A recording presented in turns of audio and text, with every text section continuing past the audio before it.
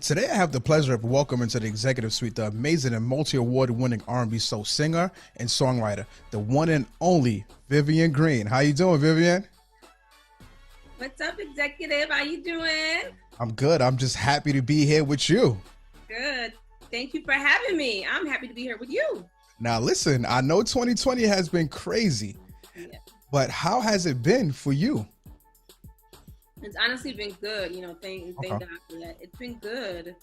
I was able to get this album done, which I really needed to do. So I was able to do that, and it really worked out, and I'm just really happy about it because before the pandemic, we were like really behind. On behind our schedule and our timeline. So it really helped us to just ramp everything up production wise and get it done. So Okay. Did anything change for you, during the pandemic besides, getting the album done? no, I already Wow. homeschooled my son, so that honestly didn't change. Like we've been doing this for years now at this point. So Okay. yeah, so I didn't have to adjust to that. So it really didn't inconvenience me that much. Besides, obviously not being able to go on the road and perform. Got it. Got So it. I try to look on the bright side of things. So Okay. Let's jump straight in. Let's jump straight into the album. The seventh studio album. Your seventh studio album. yes. How is the process of this album? Um, so I wrote most of this album at the piano. Oh, So, wow. so all Okay. the mid tempos and ballads I wrote at the piano. I've never made an album that way before, so Nice. that was first. Should I say this is a first? And I really wanted to get back to the genesis of my songwriting and how I wrote songs as a girl before I, was an artist, before I had a record deal, before I had a producer. I would just, come up with the chords and the lyrics and record on my little dictaphone and, hope that I will one day be able to make these songs in the studio. Okay. I wanted to do that this time because I don't know. I think there's something beautiful that happens there when I write in that organic way, because like I am controlling the composition. Yes. When you write to someone's tracks, like the music is there, right? The lyrics and melody may not be there, but the music is there. So whatever you do, you're doing around a chord structure that's already done. So you have freedom, but it's really not that much Not freedom. fully. So I wanted to steer the ship on where the chords were going this time. I wanted someone to see what I had, hear my chords, my lyric, my melodies, and write around that this time. So like I'm always forced to go where the track goes. Okay. So I had to go where I went this time. And I think it was great. I really do. I think it turned out so great. I think that writing that way intentionally is part of this album's magic. I do. Okay. But I've definitely written other songs this way in my catalog, but I've never intentionally, again, done it like for most of an album. So it really made a difference. And like I said, I would just be by myself in my piano room alone with my, now not a dictaphone anymore, my iPhone, my voice memo, and recording the whole song that way. I wouldn't let him hear it until I was done. So Oh, I wow. really had that freedom to just figure out where I wanted to go and what I wanted to do musically. Yeah. And for the people, who is him that you're talking about? Oh, I'm sorry. I'm talking about Kwame. Yes, I know, but we gotta let the people know. I know, I'm so sorry. I'm talking about Kwame, who produced my last 3 albums. So I think sometimes I just assume that people know, but Yes. I should not assume that. I'm sorry. Yes. No problem. I just had to bring that up. So how you talked about the writing part. So how does this separate from all of your other albums, especially your last album? Because you got 7 albums. You got to go all the way back, but especially your last album. Which how do you say this album? What this is the big difference in this album? Oh, it's a big difference. I didn't write any songs at the piano for VG6. Oh, and VG6 okay. is all about. I love that album, so I can talk about that for as long as you want. Oh, got it. It's one of my most perfect albums that I've ever made. VG6. Fantastic. Love VG6, but it had like a total like 80s 90s vibe to it. Like that was the vibe of that album. Yes. So for that reason alone, it's totally different from Love Absolute, because that's not what Love Absolute is on at all. So Love Absolute is a little softer. VG6 is a very strong point of view, and probably very strong musically as well. Where Love Absolute is a little softer point of view, and it goes hard at times, but when it gets soft, it's pretty soft. So yeah, they're very different in that way. And then again, I didn't make any songs on VG6 at the piano, so Okay. So very different albums. okay, got it. So I was talking to you about your social media a little bit earlier. I love that you get on, you respond to people. You know, you're not Hollywood at all, so you get on, you respond to people, you repost and things like that. Because when I'm on the radio and I tag you, I know I'm gonna see that repost up there. You know what I'm saying? So, but can we expect anything from you in the future? IG live or virtual something, or can you talk about anything about that? Yeah, well, I did my first IG live. I guess, I don't know, not even a week ago, a couple of days ago, which was really nice. Kwame and I did it together to just talk about the album and to, take questions. It was like almost 2 hours. We took a bunch of questions and we answered them, and it was very candid. It was fun, and I think the fans really appreciated it. So I'll probably definitely do more of them, and definitely will do some performances as well soon. Okay. Yeah. Okay. And talking about performances, I know I don't want to say your start, but I want you to kind of explain to the people. I know that you did background for Joe Scott. What would you say, was it doing the background for Joe Scott, or writing the song, what was it called, Dear God for Boys to Men? What would you say was one of the things that really got you in the door? I would say neither of them. I was just saying, keep on working and grinding, because not like I don't think. Well, I don't know. Maybe the Boyz II Men situation, because the record deal did come from the Boyz II Men situation. Got it. There was a situation with Rough House Columbia at that time. I was about 16, and Mike McCary was responsible for that. So I have to say that would have been it. But that project never came to life. Okay. So, situations with labels. Yeah, so that kind of didn't happen. And then, I gave myself until I think I was like, if you don't have a deal by the time you're 21, you just have to go to school, because we're not going to do the starving artist thing. Yeah. So between the time that from 16 to, I think I was maybe 21 when I was signed, or maybe 22, but like the negotiations and all that kind of stuff happened when I was about 21. So I just made my timeline. How about that? I got you. But in between, I did so many things. I met with like every major label, like in between that time, so I think the narrative has been, when I sang background for Jill Scott for the very first year of her career, including like promotional stuff that happened before her album even came out. Okay. So very early, which obviously it would have had to be early, as my career has been 18 years.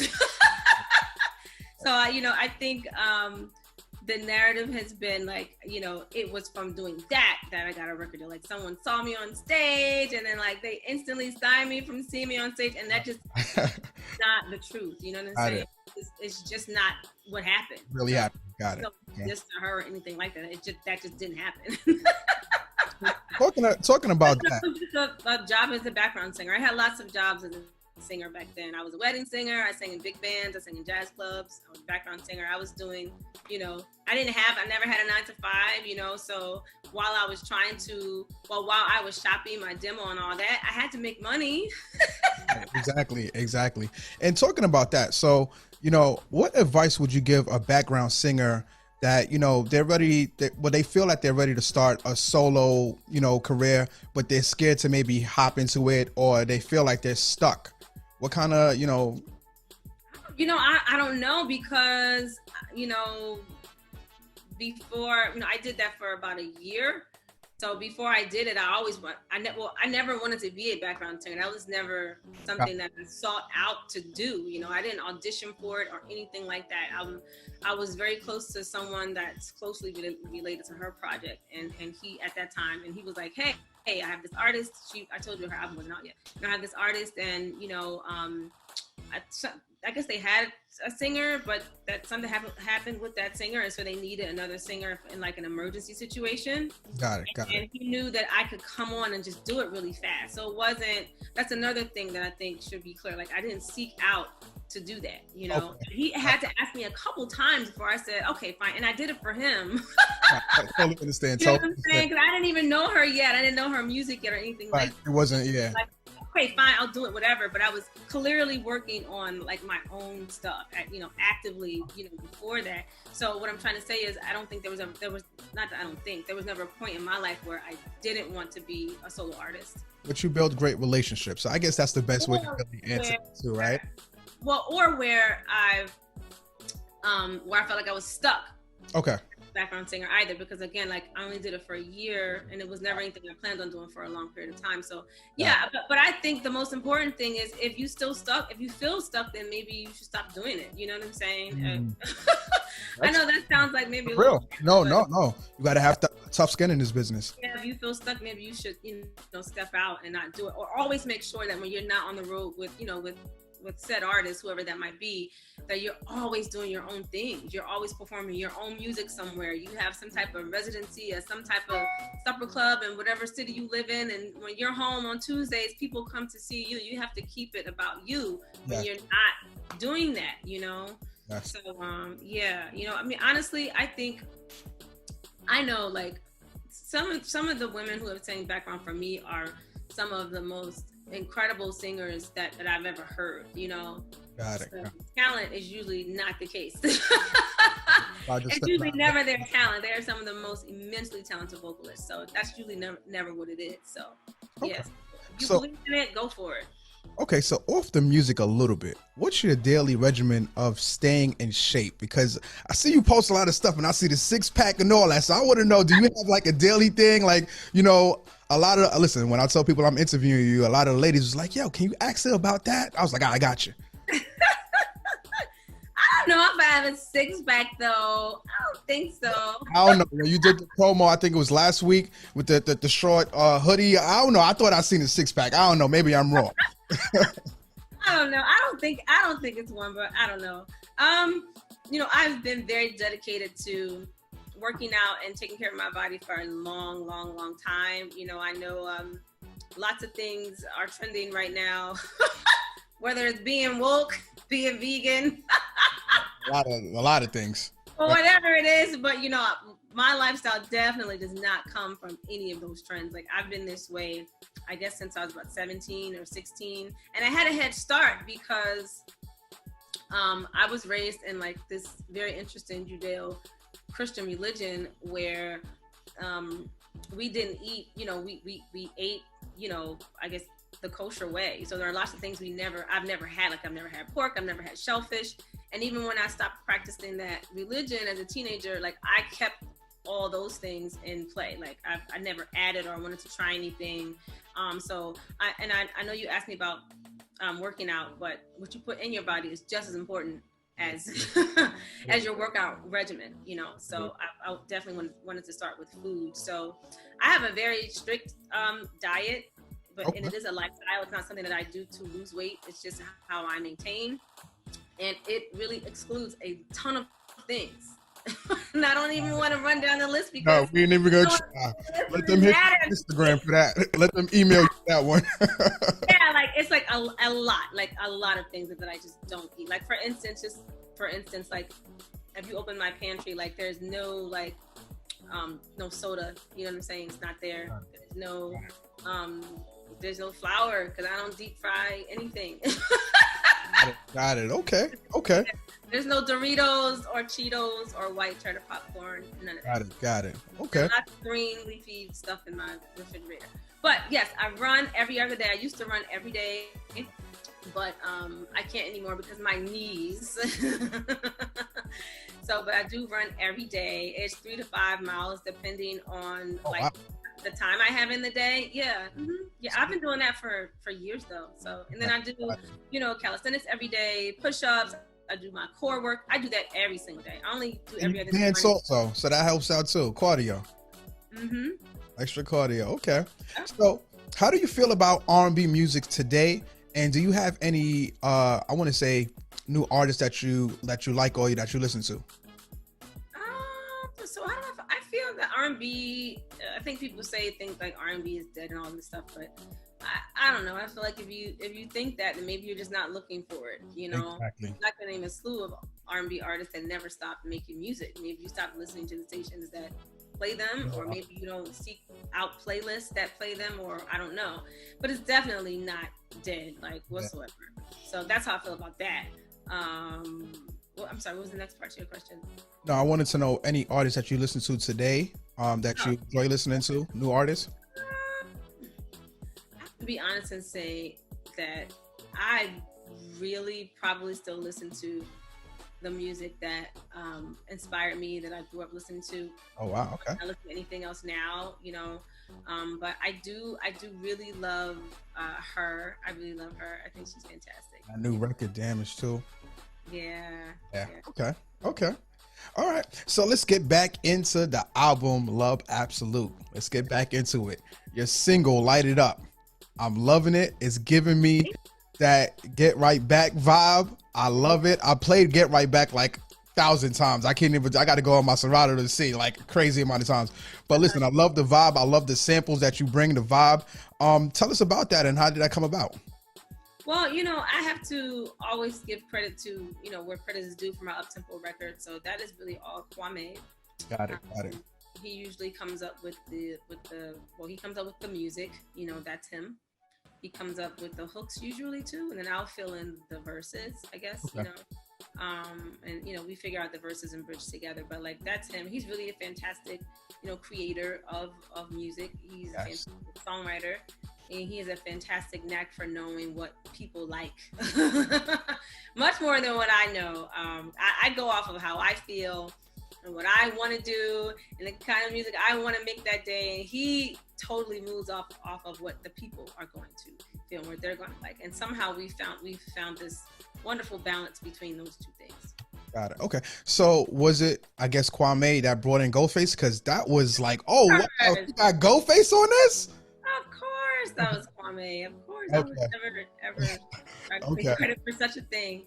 You know, Kwame is the kind of person where, you know, any given day, you know, LL Cool J could call, like, what's up, Kwame? Big Daddy Kane will call, what's up, Kwame? Those people call, yo, what's up? You know what I'm saying? Okay. That's his tribe. They all know his phone number. So I'm so serious. So what actually happened was Ghost did call Kwame when Get Right Back to My Baby was out. And it was just coming down off of like this amazing high we had. You know, the records go up the charts and then they come down. So he called us when it was like almost all the way down. Like, yo, I want to get on that. He called Kwame. And he was like, that would be dope. That would be so dope. But it's over. The record is over. Like, it's done now. So hopefully you can get on the next thing. So that's really what happened. Okay. Yeah. Okay. So before you leave, can you give us a small acapella of any of your favorite songs on the album? Any, you know, just something small. This something is small. Where You Are, a piece of Where You Are from my 7th studio album, Love Absolute. I want to be where you are. I want to be where you are. Oh, baby, I want to be. Yeah. Wherever you are, I want to be where you are. And I miss you already, baby. Call me just as soon as you get home. And maybe just like teenagers will fall asleep while we're on the phone. And what's your plans tomorrow, baby? I can meet you wherever you are. Can't let this feeling go on. It's kind of crucial. See, I need to see you soon. I want to be where you are. And I think y'all get the gist of it. There you have it, Vivian Green, right here on the Executive Suite. Y'all get the gist of it. That's it. That's where you Thank are. you so much. You gave me way more than I was expecting. Thank you so much. For real, for real. Thanks for having me. No problem.